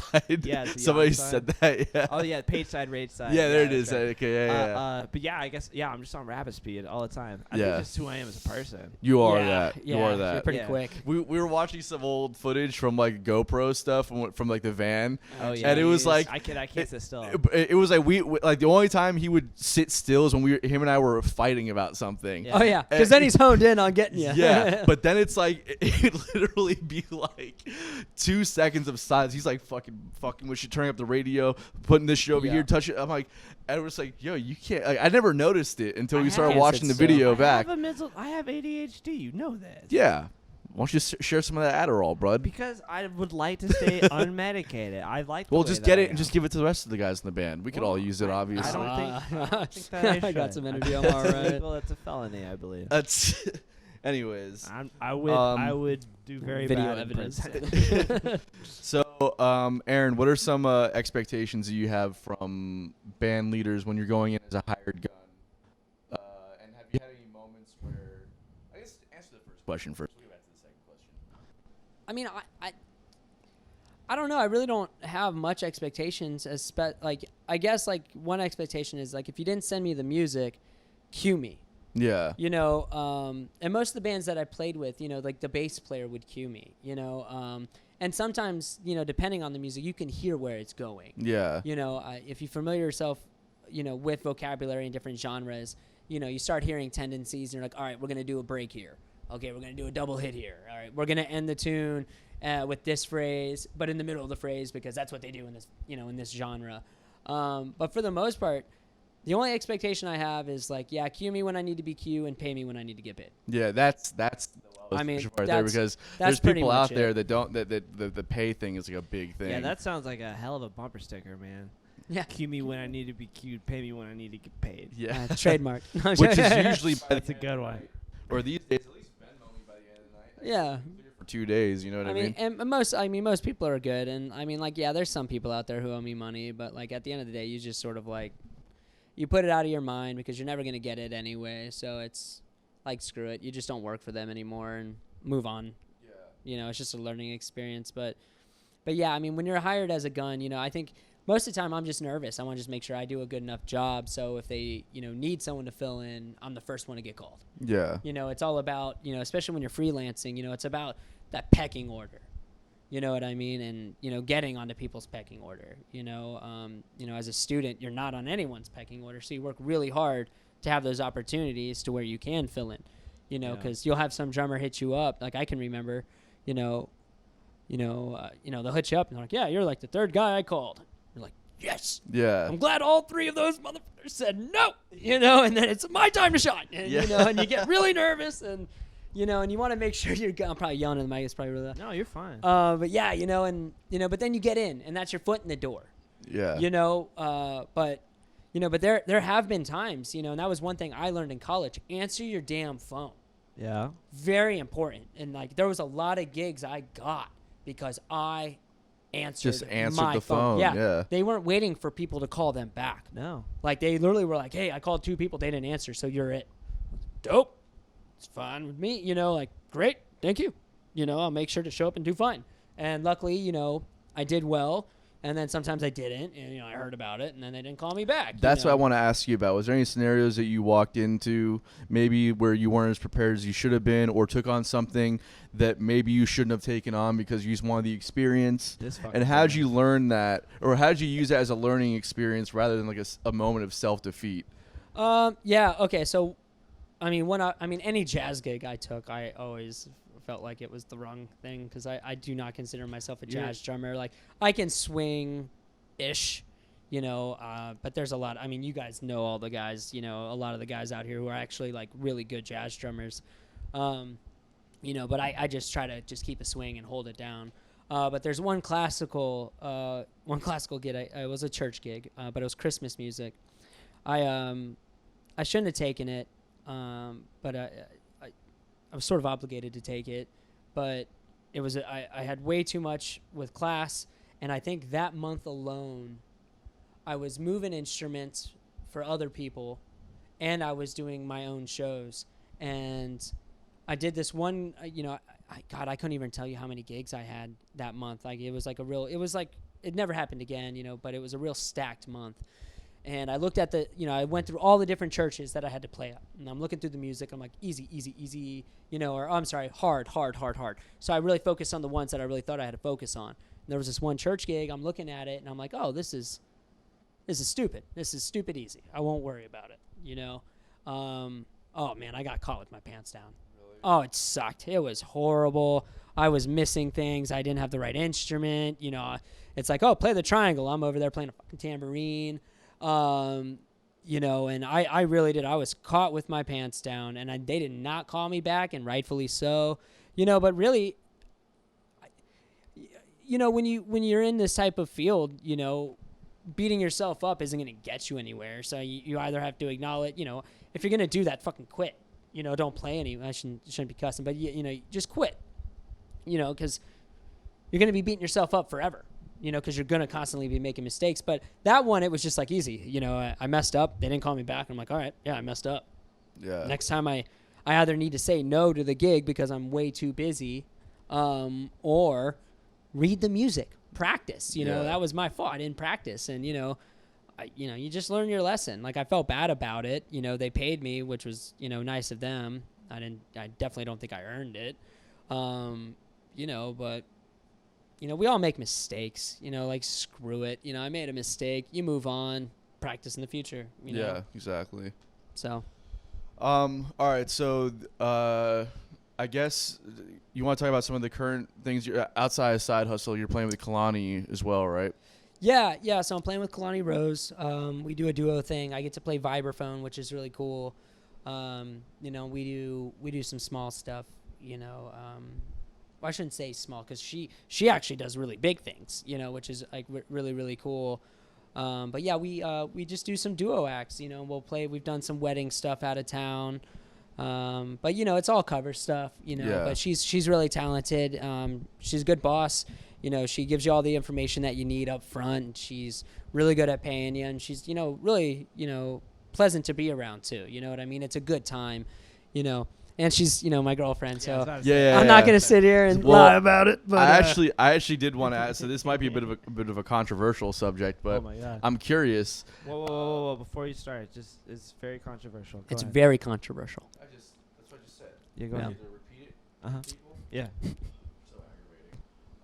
So what's it like being in a creative situation like that with your girlfriend? Does that ever overflow into your day-to-day like responsibilities in the relationship and that kind of thing? Pretty controversial. Not really. In the beginning we had some issues, but that was more on me and my old ideology, thought process of like, oh, I got to be perfect. And I would screw up on something and I'd let it get to me. So I would, my whole mood would change for the rest of the night. I'd be upset. The rest of the show would be fine, but the energy would be brought down. I didn't realize how much, I guess, influence I have on other people's energy. I really had no idea about that. And I really learned it with her group, because, I would mess up and I would just not be happy. and I would just go through the motions, and you could tell, other people were, sort of influenced by that. I'm not going to say, I completely stumped their emotions or anything, but, I could tell that the energy level was lower. Well, that's what happens with people in general. You can affect, if you're feeling negative or you're feeling you're not performing well, that definitely affects other people. Just, it would with anybody on stage, Right. Yeah, absolutely. But, honestly, in the beginning, we were polar opposites. I mean, she'd show up to a gig like 30 minutes late. I'd be there an hour early.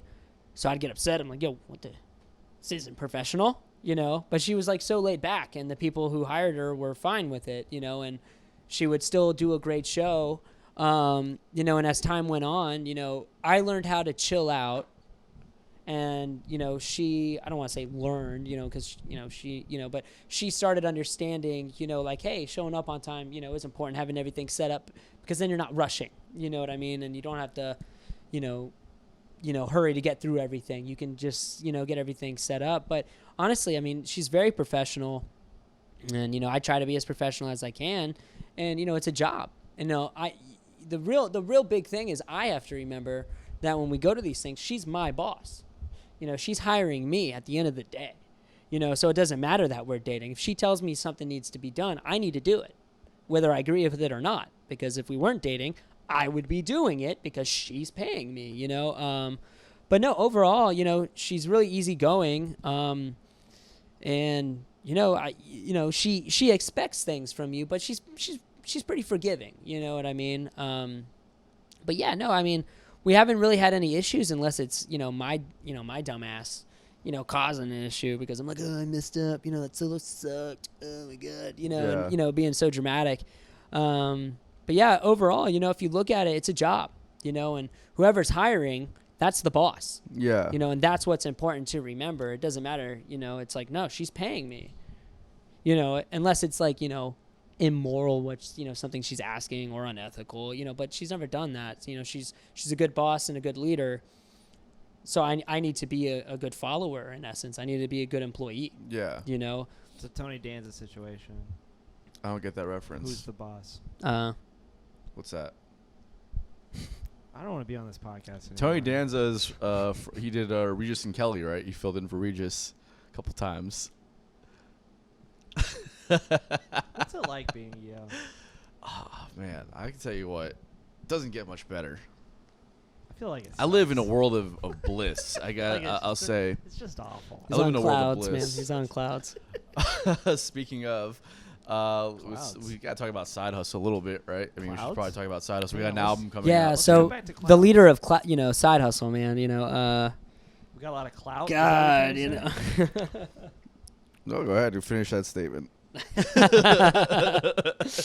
Man. He's our boss. He is our boss. I don't like that. I don't like that dynamic. I don't think that's a true dynamic because. Well, it was in the beginning. I mean, it's not so much now, But I mean, if you're the one booking the shows and you're the one paying if you're the one giving out the paychecks, technically you're the boss. Yeah, there's a certain responsibility, but I think that that's something I kind of wanted to talk about was the dynamic in this band versus other bands that you've been involved in. Well, it's different. So like other bands, if you're a hired gun, it's situational. You're subcontracted. So you come in, you do your job, you leave.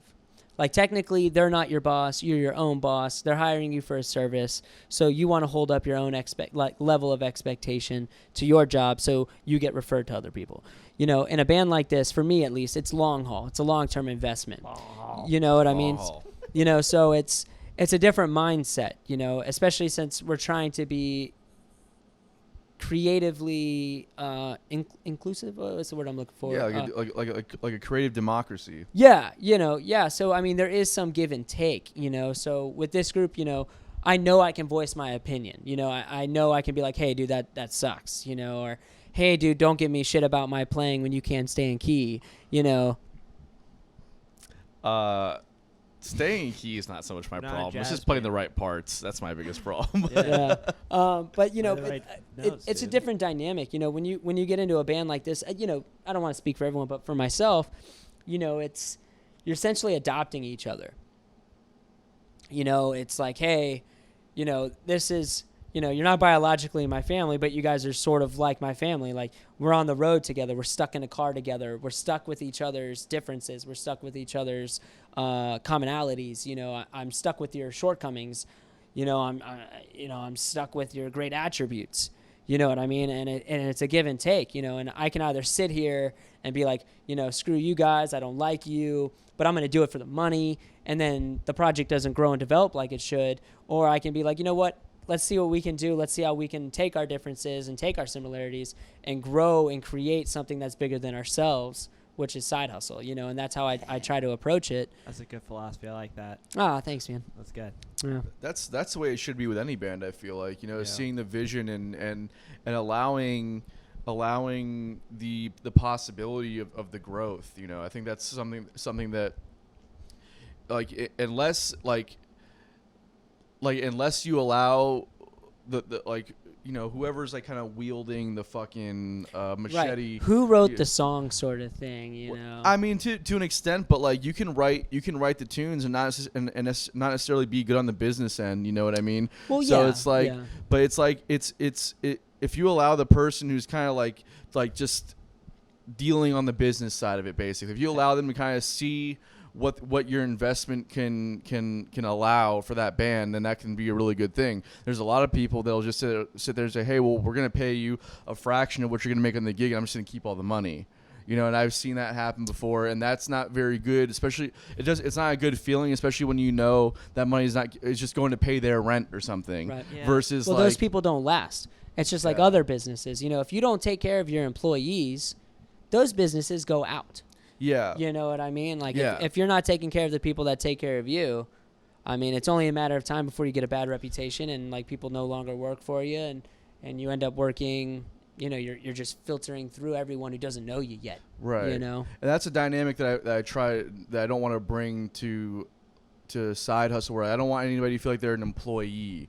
Like, okay, like I might send you a 1099. It's just not such a negative connotation. But I mean, at the end of the day, if you look at it, who's doing our marketing?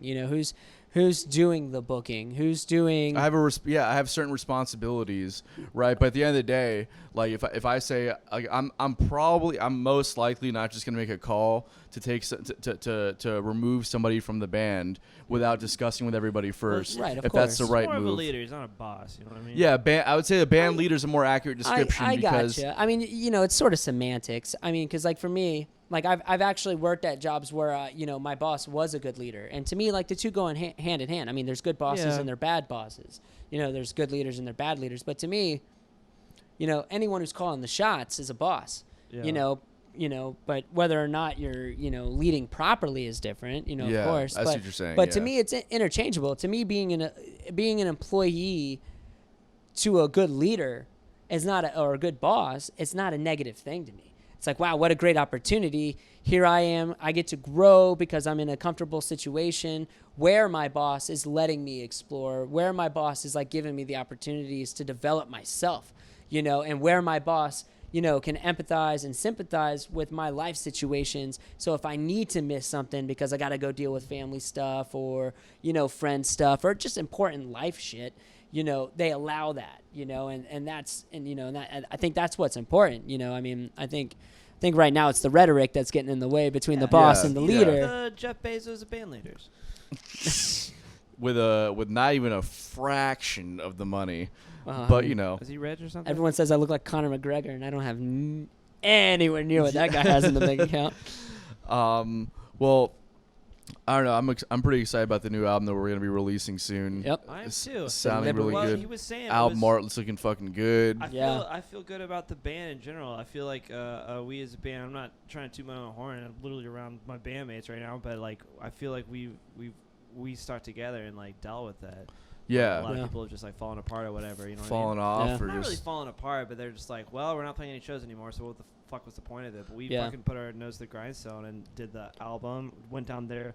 You came down there with us twice, right? Yeah. I've been down there 4 times altogether, and he's been down there like 5 or 6. Weekend. Yeah. I think I'm at 2 or 3. I can't remember. It doesn't matter. Yeah. Yeah, that's right. Didn't you? You came in and Sean didn't come with us. Yeah, there was one time I think I came and Sean matter. was unable to come. But I'm trying to say, we wouldn't be doing that. Yeah. If we were employees. Right. Right. Right. Right. That's No, all I'm trying to say. I got you. And with other bands too, and like, one thing, and it's just like any relationship. If you avoid conflict, you're gonna break up. Yeah. I mean, you and I have had blow-ups. Oh yeah. I mean, we've had like blow-ups. I mean, you and I have definitely, had those moments where we're like, Yeah. yelling at each other. But at the end of the day, we were willing to listen to each other and just do our best to see what we can do on our end to make the difference, whether we agreed with it or not. If it's like, hey, I don't really agree with it, but fine, it'll make him happy. I can do that without hurting myself.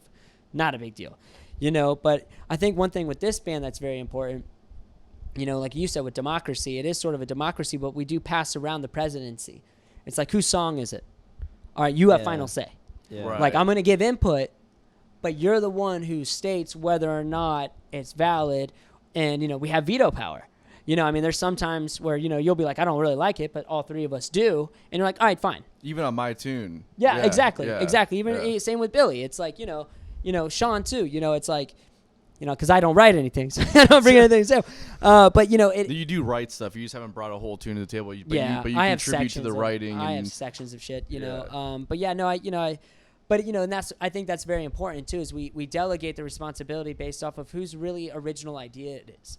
It's Billy's tune. Okay, so Billy has the final say of how it's going to sound because it's a representation of his idea. Right. So we want to contribute to his idea the best as our ability to make sure that, what he wants portrayed as his art is the right portrayal. Right. And that's kind of what like my whole thing with the bands. Like, on the creative aspect, I feel like it has to be pretty democratic, because otherwise nobody buys into the vision. And the creative aspect can go beyond the music. It can go to marketing and merchandise, and it can go to like how's the social media look? It can go to all these different places. The one thing that I might ask for input on sometimes, or the one thing I feel like can't be democratic, is when we're talking about the details of a show, or how we're going to be routing a tour, or how like that kind of stuff. there's finite things. You get Yeah. too many chefs in the kitchen with that. That's my last band's problem. We're all gonna come up with ideas, and then nobody agrees on anything. Right. And at some point in time, you do gotta have Because everyone's leader. right. He Yeah. wants anarchy. He's been fighting for that for forever. I'm a big libertarian. What are you gonna do? But I'm just trying to say that doesn't work. You gotta have somebody who makes the final decision. Yeah. Right. But I Because mean, nobody's gonna agree on everything 100%. Right. And that's the thing. But it's also very much like, again, like when it comes to routing tours, or when it comes to talking about the pricing, or whatever the business side of it is, like that kind of managing the budget. It's like those kind of things I feel like have to be, like, I have to kind of, one person should be in control of that. And since, I founded the band, What's it I'm in called? control of that. But like, as far as all the creative shit goes, that's got to be, like, we all have to see the vision and buy into it. Right. If I can make sure all the shit on the business end is handled correctly, and I can make you guys, like, make everyone else feel comfortable that they're investing their time in the right place, and there's no reason why we all can't have a say in the vision. Well, of course not. But, there's still a catalyst. Like, you were the catalyst. You came to Jacksonville. You had a vision. You had the Anton LaPlume band. Ugh, yeah, there that Awful was band. There was, Awful band name. but again, yeah, it was horrible. Awful But name. yeah, it's just I complete have garbage, a fucking dude. rock star name. It's not good for a Complete band garbage. name. You sound like Has to be shorter. You're aspiring It to has be to be a magician or a mime. Right. Anyways. Anton LaPlume. Yeah, there you go. LaPlume. I've gotten that one before. Yeah, I'm sure. But even then, there's always a catalyst, and that's what you were. You were essentially like the spark, and you came, you had an idea, and then you surrounded yourself with people who you hoped had the same vision, and you filtered out through people, right? Oh yeah. I mean, so you filtered out. I mean, fuck, you tried to fire me a few times. That wasn't my fault. I though. just wasn't gonna let you do it. This is turning into a Springer episode. This is God damn it! No. You're the only one that hasn't been replaced, actually. Yeah, Which so is I mean, saying a yeah, lot. but I mean, You're but the- ironically, this asshole has favorite drummers, and I'm not one of them. No, you Except are. to your face, They're just yeah. busy, they're just busy. I just write it off as he doesn't know what he's talking about. So. No, I'm just lucky they're busy. And- No, that's not true at all. no, I know. Honestly, and the drummers that you do like, I mean, I love, man. They're fantastic. I mean, that aside. But either way, it started out with the fact that you had an idea. Yeah. And any entrepreneur has an idea. But any real entrepreneur who wants to be a real good boss or a leader understands that they have to surround themselves with people who are willing to adopt that that ideology and that visualization, vision. Whatever words you want to use, and make it their own, because they see that, man, this is something I can follow and something I can benefit from. And if I know if I help him, he's going to help me, and it becomes this never ending, like, here, I'll give you a foot up to the next ledge and you grab me and pull me up, and that's the dynamic, and that's what makes like a good band, and that's what makes a good job, that what makes a good relationship. And in general, it comes down to that, surrounding yourself with people who are willing to bring you up when they get to another level, and vice versa. Right. Yeah, I mean, that's what it's all about, is getting people to buy into the vision and surrounding yourself with people that want to buy into the vision. It's very easy, especially in scenes like Jacksonville, smaller scenes, where it's easy to buy into the bar band thing because you can make money. Yeah, it's quick money. It's quick money. It's like there's more than enough places for you to make a quick buck in Jacksonville as a musician, right? Yeah. And it's like, you can do studio work, you can do the bar scene, you can do whatever. But it's like to buy into the bigger vision of creating like a culture within your music. That's not something you see so much in smaller markets. That's more reserved for, like, you want like a label to invest and create this whole thing. And it's like, well, we don't have that infrastructure here, so we kind of have to do it ourselves. Right. And it's hard to find the musicians that want to buy into that vision, because it's a sacrifice financially. It is. It is. It's a self-sacrifice for sure. It's big. It's like you have to, for a long time, you sacrifice financially. And but that is the situation with every business. The only difference is that we don't know for sure that we're satisfying some untapped market yet. So we're kind of just like. And actually, the stats will show. Every business, though. Well, the stats will. I mean, not really. Like I can start, like, you can start a clinic. Yeah. You can do these things. I mean, whether you're a successful clinic or not is one thing, but you can still make money doing it. And the stats will show. And the stats will show that we're not satisfying any kind of unfulfilled or untapped market. The stats will show that if you start a band, chances are you're not going to make it at all. There's no success, right? But we do it because we love to play music, and like we see that this is like the outcome for ourselves. And if you feel like you can compete in the current market the right way, then why not go for it? It's really just about consistency and longevity. Like you can have like flubs, like flub after flub, but you just keep fucking doing it, and eventually it's like you have that staying power, Yeah. So, Side Hustle, they've been around for however long, and now like look at Widespread Panic, okay? Widespread didn't really become like the name that they were.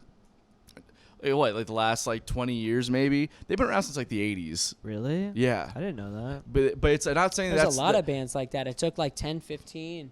Even 2 decades to get to where they were, And that's not saying that we're going to take that long. Obviously, we'd like to. We need to make it happen quicker. Short. Yeah, or right. That's true. But it's like we have to, but you have to just keep playing the game and keep trying to figure it out, and adapting to the markets. So I'm so big into social media shit, Right. Well, and it's also better to say, at least we tried. Because there's so many people out there who don't even make the effort. Yeah. And I don't know. I mean, I'm sure you come across it too, and I'm sure you come across it, when you play these gigs. Like, I used to play music. I wish I still did. Oh, yeah. And, it takes a lot of courage to try to start something from scratch and do your own thing. Oh, yeah. But even if it does fail, you at least have that pride and that self-reassurance that at least you took the chance. Yeah. And chances are you won't fail if you keep at it. You'll find some level of success. Or at least it'll springboard you to some kind of like you just can't give up. You just gotta keep it going. Yeah. But I did have a situation recently that made me question everything that I was doing in my life. And I played at I'll shout this place out because this place sucked. I played at Dick's Wings over in Arlington. Oh, well, what'd you expect, Pop? Oh, my God. Bro, this place was like... I live in Arlington. No. This place was like... Got the finger on their pulse. Like the devil would have gone there to die type shit. Oh, no. Okay? Like, I'm sitting like no further away than like... the crowd was like the bar was no further away than me from the camera right here, us from the camera. Okay, I'm saying I didn't get a response. They requested songs I would play and wouldn't even turn around to acknowledge that I did anything. That's probably some. It wasn't a great night, but it was also because I was getting in my head because there was no response from people. Not only was there no response, there was a response. Sometimes they'd be looking over and laughing at me when I fucked up on something. Wow. And I'm like, It almost sounds like paranoia, though. I don't no. I I play hundreds of gigs a year. Yeah. Okay, I know the difference between. Now he's bragging. No. He's well versed. I know the difference between somebody, laughing at a joke. So I'm saying that this is a consistent Right, thing. they locked eyes with you. Yeah. And made sure you knew. Yes. That they were laughing at your shitty ass. Yes. And I was like. They pointed at him and he was like, "There's no." It was one of. That's like the worst thing that you Those could ever shows are get. hard. It was the hardest gig I've played in at least like the last at least the last year. I haven't played Right. hardly any gigs. Well, it's not No, even the venue. It's just the people that were there, This guy comes up to me at the end. He was like, "Do you know any Smashing Pumpkins or like?" A lot of it. You should check out my Touch Tunes playlist, which is like the app that you get for like Yeah. the jukeboxes at the Okay. bars now. It's literally Smashing Pumpkins, Yeah. Nirvana, Yeah. STP. Yeah. Like I was like, oh, so you haven't stopped listening to the same music Good. for the last Good 30 years. music. Yeah. So he was like, you should learn some of these songs. Like, yeah, I'm gonna start adding that to my set list. Don't worry, blah blah. He's like, you'll get there. Oh Like, no. bitch, I've been doing this shit for 10 plus years. Oh no. I'll He said you'll get there? You'll get there. Say, motherfucker, I purposely haven't learned this shit. Fuck you. I hit up the guy who does the booking. He's a good friend of mine, and he books me at all of his spots. So Maybe this guy's learn awesome. those songs, though. No, but I'm not going to. I'm not going. Why not? Not gonna do it. Not gonna do Right? it. Okay. So as a wanted man. yeah, that was another one. He wanted me to learn Alice in Chains and all this shit. Stained, like all. I was like, bro, I'm sorry. So How's Stain doing? I hit up. I hit up the guy who books me there, and I was like, "Yo, man, I don't think I'm the right fit for that spot. I don't want to play there anymore." I had one more date booked there. I just told him to take me off. Yeah. It was a good paying gig. Yeah, it just wasn't do like it. I felt bad about it, but sometimes you have those gigs where you're just like, "Fuck Shut this up place." and play the You hits, do. man. Yeah. Well, it's crazy too, because you'll have those gigs. Because Kalani and I have experienced it. We'll have a gig where it's complete no response. Yeah. We didn't bet people laughing at us. But we don't. We don't suck. But Touche. But no response. No, it's happened to us. We'll be playing in a city, Yeah. and we think we bombed. We had a bad response. No response at all, even. And then 2 years later, you run into somebody and they're like, "Hey, I saw you at that place," right. and you remember immediately that gig sucked. No, everyone hated us, and they're like, "No, man, you guys sounded great." So those gigs are hard, because even though you get no response, there is that likelihood that later on down the road, that one person that did enjoy it comes forward. Right. You know what I mean? Well, and that's the thing, that sometimes the gigs with no responses don't. Most of the time they don't bother me. I played one the But they were other laughing day. at you. The difference is that I could feel the energy. Yeah. There's a difference between not getting responses because that's just not what they do there. They hurt your feelings. It's don't even have it's a pretty vulnerable thing to put yourself out there Absolutely. as a musician. You're just kind of doing your thing, and to get rejected like that. So yeah, that's kind of like the whole thing. But yeah, I can't play gigs like that again. Even for the money, it was just I'm not fucking doing that anymore. I think it toughens you up. It does. You have to have those experiences. Get that thick, Yeah. scaly skin. Yeah. I wouldn't say scan, just scales. Scales. Yeah. Well, either way, guys. Reptile. Have you ever tasted heaven in a glass? Do you pine for the hoppiest brews and palest ales? Do you like food? If so, then Wicked Barley is the oasis that your mouth has been wishing for, walking into the complete barren wasteland that is your life. Wicked Barley is located in Jacksonville, Florida, nestled on the banks of Goodbeast Creek. Wicked Barley aims to provide its guests with a wicked experience, offering over 18 house-brewed beers, ciders, and meads on tap. They also have an expansive gastropub-style food menu, including burgers, salads, sandwiches, and more. Whether you are a newcomer or a craft beer connoisseur, there's a little something for everyone at Wicked Barley. Visit them at 4100 Bay Meadows Drive and tell them Bottom of the Bill sent you. Anyways, which gets unpopular. Yeah, I can't wait. He's got to fucking log into work. I can't wait for work tonight. All right, It's what's gonna your be first great. unpopular opinion, Bill? Hang on. Well, let me get to it. I'll get to mine first. Cape Fear is the best movie ever made. No, I'm just kidding. Is that really your unpopular No. opinion? Hang on. I don't even know what they are. I wrote these weeks ago. Oh, okay. This is great.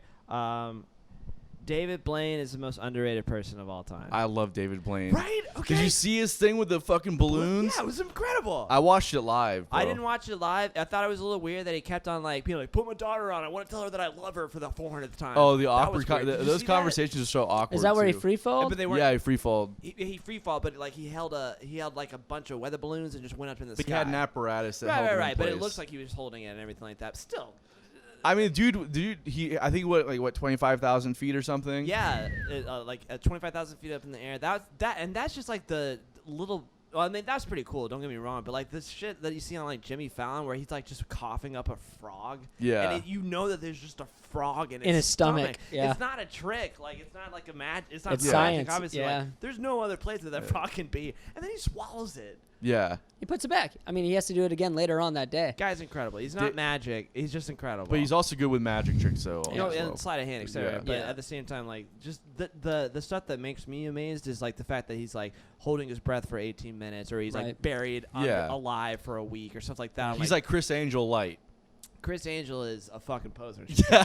I think that is what I should Did say. you see That's what fair. this fucking the hooks in his skin though Yeah, back in the day? It's fake though. Is it fake? Yeah, David Blaine is not. I fake. love David. I know. I was joking. I love David Blaine. I love the YouTube thing that like some guy did like a parody of Yeah, the David. parody of- Cheese it. Jesus. Cheese it. Yeah. David Blaine. Yeah. I never saw that.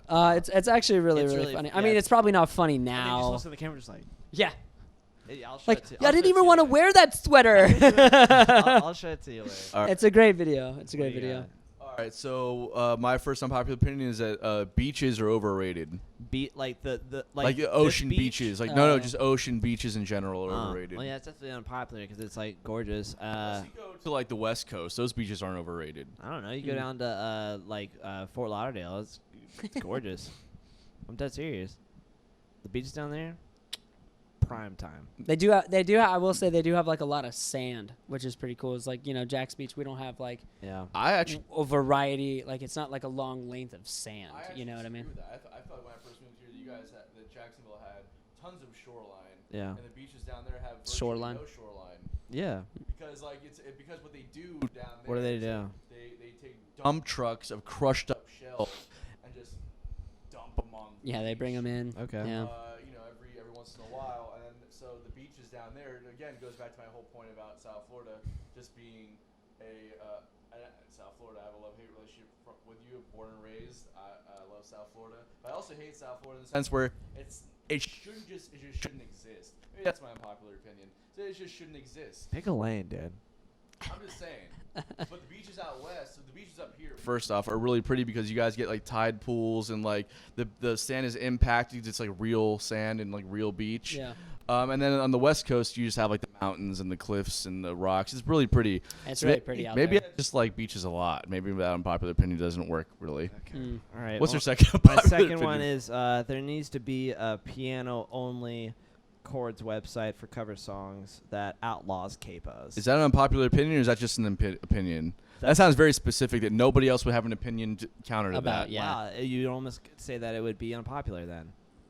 Well, it wouldn't. Well, It would. It I would guess it's have. actually a fair argument. I Thank mean, you very sort much. of got you there. It's like, yeah.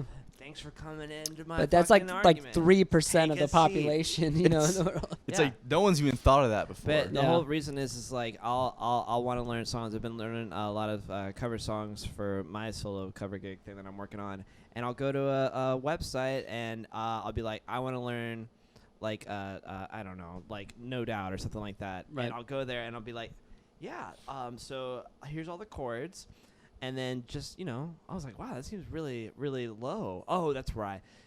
It's capoed. Put the capo on. I'm like, can I transpose the chords? No, you can't. Or for $9.99 a month, you can transpose. You can transpose. we have But it's bullshit. Just there's- put the actual chords on there, and then the capo should be the extra fucking fee. There's a really cool In my feature. opinion. There's a really cool feature that a lot of I already know musicians what you're have, and they're Go called ahead. ears, Yeah. and we can listen to things Mhm. and learn them that way. Wow, that's great. So then, why are all the chords in the wrong key, and then they tell you to put a capo on? Because they want Why can't you just learn the chords because then? they want fucking cucks like you to Oh, spend $10 a month Yeah. on getting it transposed. doing it on But all you purpose. gotta do is just listen to this shit and learn it. Uh-huh. That's all you gotta do. Oh, yeah. It's especially just like pop stuff like that. Yeah. So easy. Oh, Just yeah. hand him a classical piece real quick and tell him to Yeah, learn exactly. it. No, you gotta learn. You gotta learn that shit by sheet. I mean, you can learn it by ear too. According Yeah. to Billy, learned Tchaikovsky by ear. Yeah. No, Franz Liszt.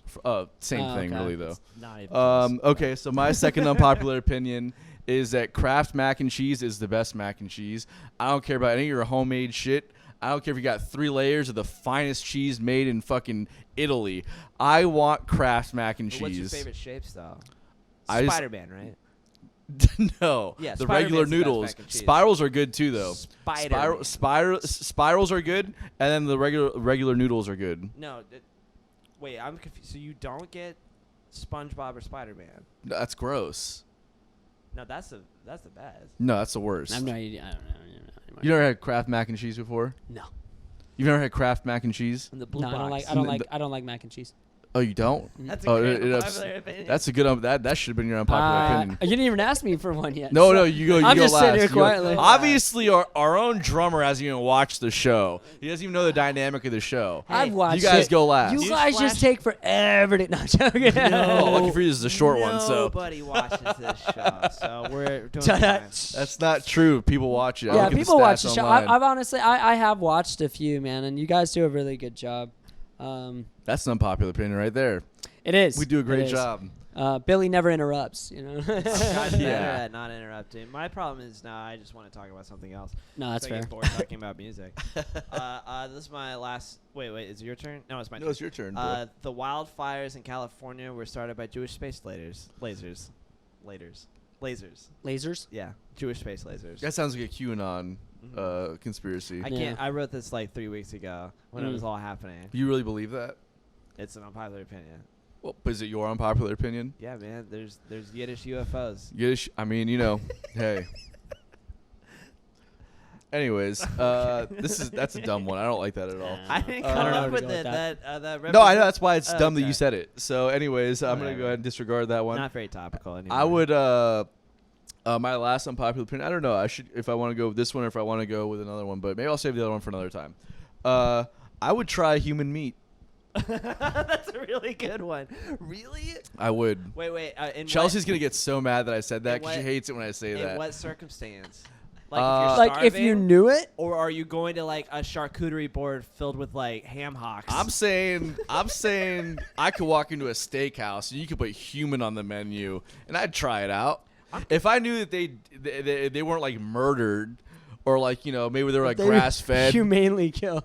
Grass-fed if they were like humans. maybe like vegans. That's a good band Ah, name. if they were grass vegans. fed humans. Grass-fed humans. If they were like vegan humans or only ate grass fed cows or something, Mm. I'd eat that. I mean, and they were killed humanely. They were put down humanely. Maybe they got like a death sentence and they were So they were put down. Carrie, my girlfriend, she loves serial killers and true crime and everything like that. And she always says that what everyone says about human meat, flesh, It apparently tastes like pig. it tastes like pork. Yeah. Yeah.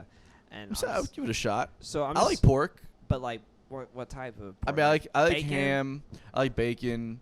And that's the other, but what part of a human would you even eat? I've thought about this. I would probably take a nice slice of the thigh. I was gonna say. I bet you were a But that's thigh just guy. like- I'm a thigh I sort guy. of knew that. You're like, what part? And I was like, he's probably gonna say thigh. I'll say thigh. Yeah. Maybe if I'm in for something a little bit more lean, maybe like a nice bicep. A shoulder. Slice of the bicep. You know what I mean?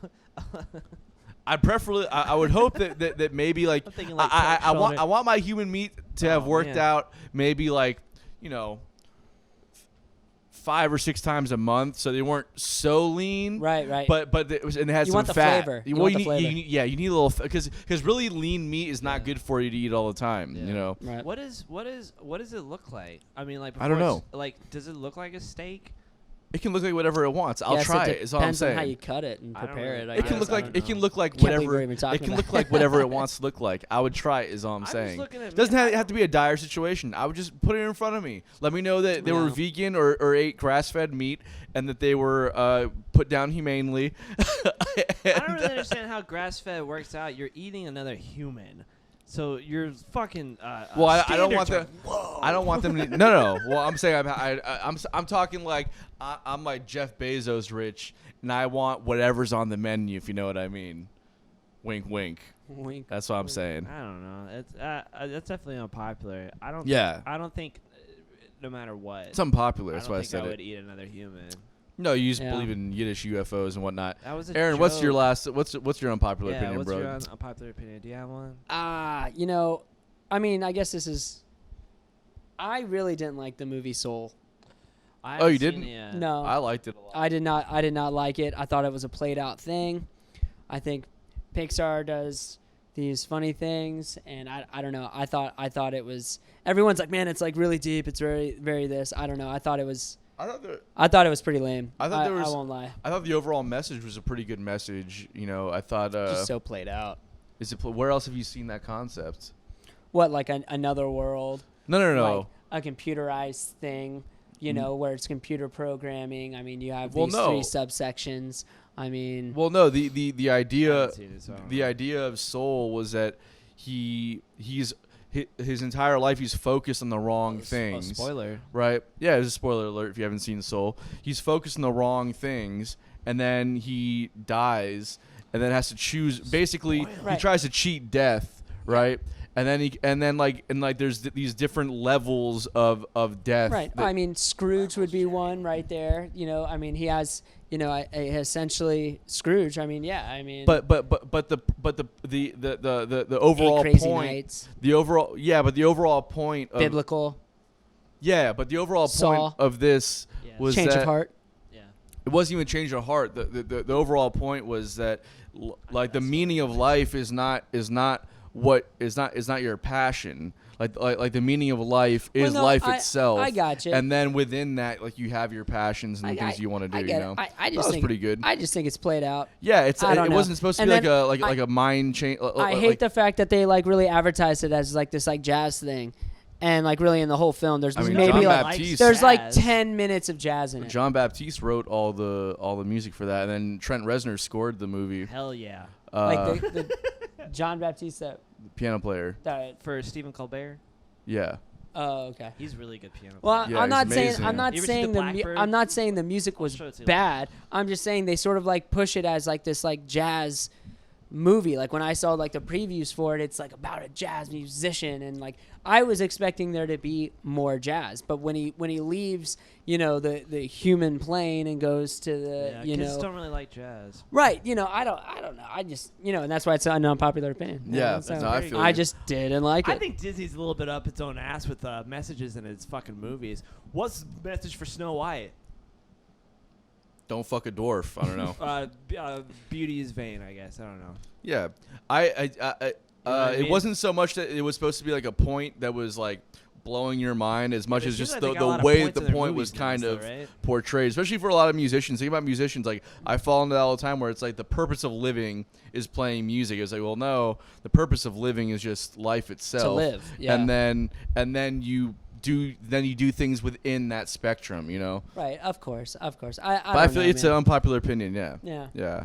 I feel you. Obviously, it was a good one, right? It was a good sparked. one. It was It pretty sparked. good. Yeah, you I know? couldn't help I mean, your myself. human meat thing really love- takes the cake, No, I'm sorry. Yeah. or but the yeah, thigh, I guess, 100%. really. But I'll you know. fucking take a slice off your thigh, bro. I'll go. Well, luckily, I'm an appetizer, so Yeah. I have no There's- no body between the fat. three of us, I probably taste the best. Yeah.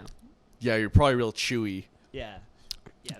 This right here. If you just ate that probably wouldn't be very I'd good. spit that out. But I spit steak out. I got a bro. You got- bagly. I got a huge butt. I will say. you got a bagly Bagly butt. I butt. got hips, man. I'm Hips for days. Those chopped hips up don't babies. lie, bro. No, that's Shakira. That's one of my favorite Um, vines. Ever. Like, if there are any ghosts out there, does this sound like Shakira? All right. Well, it's been a pleasure being with you guys. Thanks, Aaron, for coming on today. Yeah, thank you last guys. minute too. Yeah, I thank you. appreciate it. Yeah, Absolutely. we'll see you guys next week. All right, adios, muchachos.